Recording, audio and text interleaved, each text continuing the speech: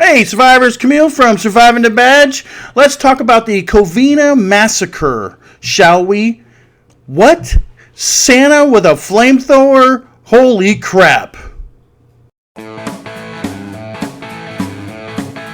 So before we get started, I have another introduction to make. This is Jilly, our murder hound. I introduced Finn, our murder kitten, our murder cat, last time, but this is Jilly. She was jealous of Finn last time, so she wanted to be on the video this time. So everybody say hi to Jilly. All right, I'm gonna put you down now. Okay, you good? All right.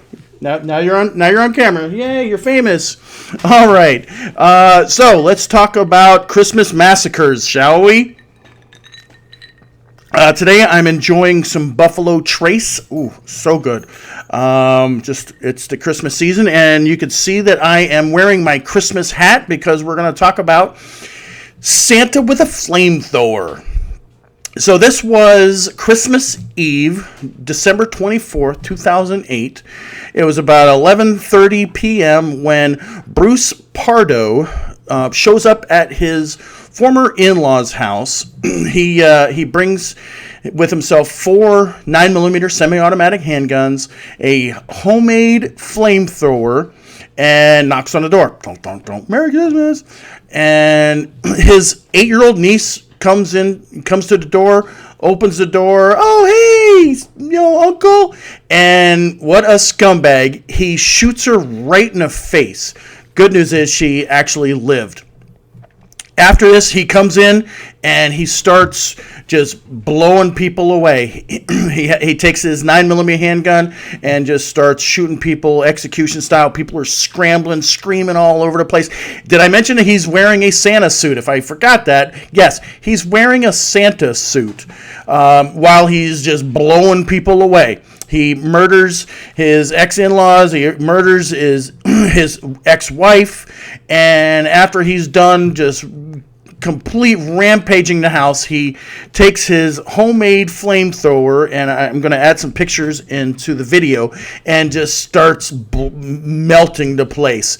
It was so bad when the house burnt to the ground, it took 80 firefighters to put out the blaze.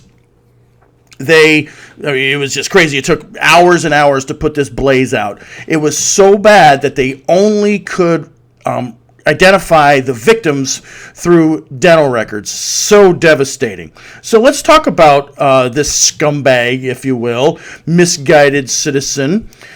He graduated college and became an engineer, an electrical engineer, and he worked at a jet propulsion lab. So he had some working knowledge of electrical, and he had some working knowledge of fuels and fuel systems, stuff like that. He met his wife, and they got married. They got married in Silva. They got married in 2004.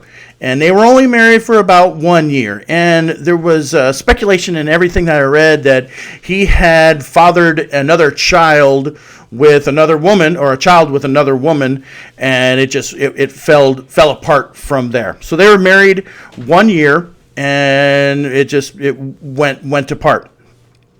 She divorced him, and in July 2008, the court ordered him to pay $1,700 a month in spousal support. He was really pissed off about that. He was also pissed off that the courts ordered him to pay $10,000 towards the wife. She actually kept the dog as well. That would piss you off. And it seems like his brain just broke. That's just what it sounded like to me.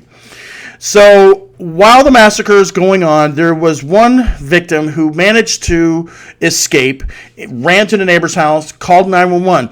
Before law enforcement and firefighters were able to get there, he took off. He had rented a car, and he had taken off.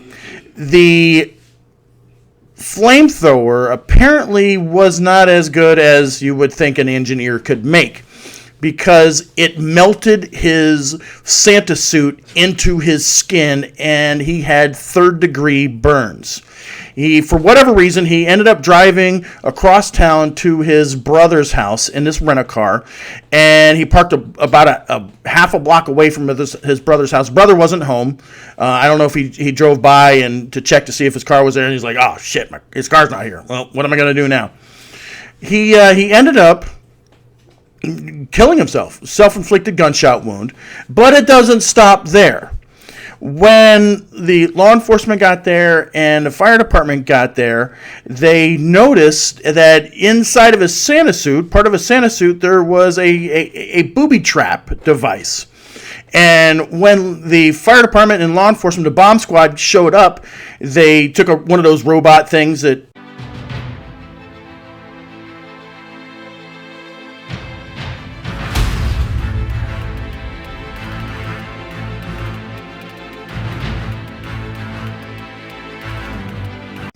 go in, and they ended up starting a fire in the vehicle, burning it almost to the ground. And just a crazy, absolute Christmas Eve massacre. They ended up finding $17,000 cash in the vehicle, a ticket to Canada, because he was going to just get the hell out of Dodge, and 2,000 rounds of ammunition, another couple of guns in his car. They went to his house. They found more guns, more ammunition, more cash, and they also found what they described as a bomb-making facility. So this guy, he had shotguns. He had high-octane fuel at his house.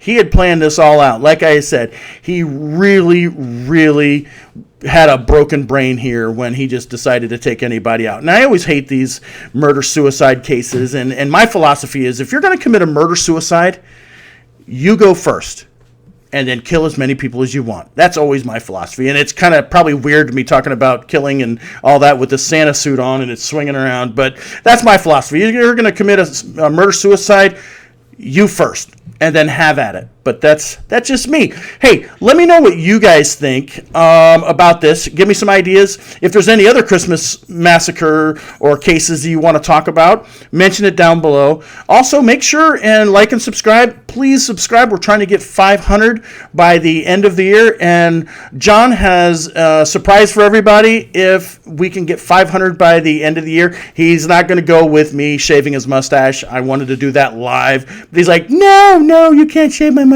I love it too much. I got it. It's all twirly and waxy. That's how he sounds. We change his voice for the video. So that's all I have for today. The Covina Massacre, Christmas Eve 2008. And remember, always at Surviving the Badge, we still got your 6.